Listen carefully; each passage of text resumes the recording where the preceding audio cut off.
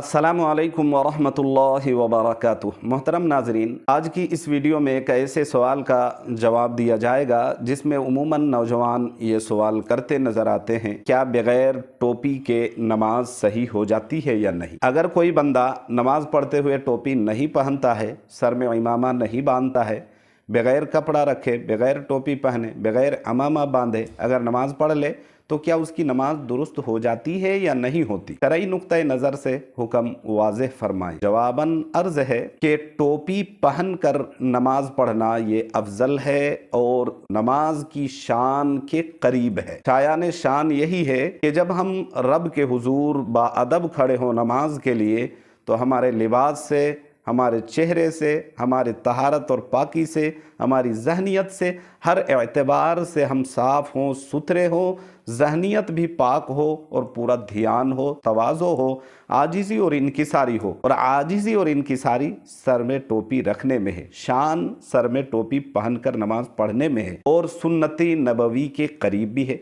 अल्लाह के रसूल अलैहिस्सलातु वस्सलाम सर में इमामा बांधते थे, कपड़ा रखकर नमाज पढ़ते थे।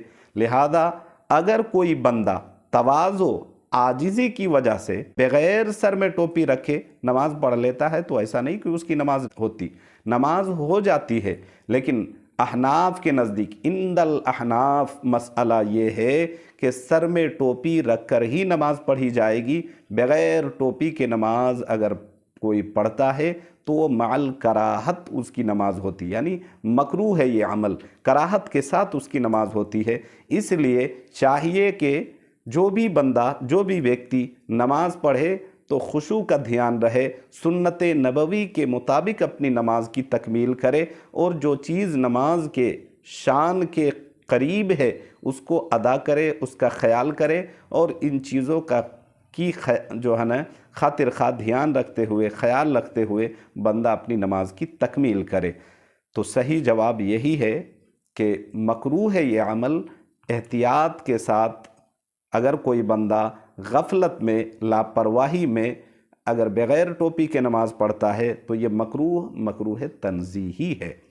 लेकिन इस सूरत में भी कराहत के साथ उसकी नमाज हो जाएगी, लेकिन बेहतर नहीं है, सुन्नत नबवी के ये ख़िलाफ़ है। इसलिए ध्यान रहे जब भी आप नमाज़ पढ़ें सर में टोपी रखकर, इमामा बांध कर नमाज़ पढ़ें।